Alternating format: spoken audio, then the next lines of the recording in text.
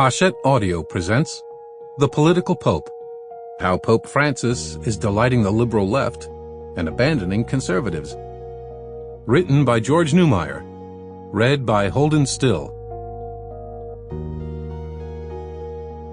Chapter 1. The Pope They Have Been Waiting For. You must straighten out your position with the Church, Pope John Paul II shouted at a cowering Ernesto Cardinal, a Catholic priest turned Marxist activist. In violation of his religious vows, Cardinal had joined the communist Sandinista government in Nicaragua, and Pope John Paul II was scolding him before the cameras of the entire world. That sensational scene in 1983 on a Managua airport runway provided one of the most startling images of Pope John Paul II's anti-communist pontificate. So strong were Pope John Paul II's anti-communist credentials, and so effective was his anti-Soviet advocacy, that Kremlin leaders, according to historians, hired a Turkish gunman to assassinate him.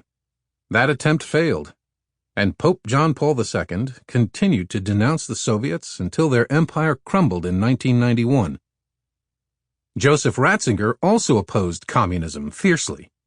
After serving as the head of the Congregation for the Doctrine of the Faith, Ratzinger succeeded John Paul II in 2005 and took as his papal name Benedict XVI.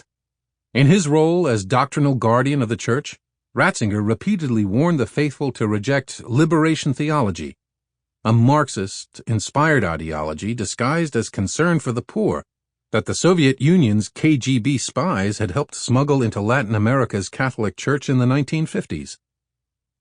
The movement was born in the KGB, and it had a KGB-invented name, Liberation Theology, according to Ioan Mihai Pacepa, who served as a spy master for Romania's secret police in the 1950s and 1960s. The Soviets had long eyed the Catholic Church for infiltration.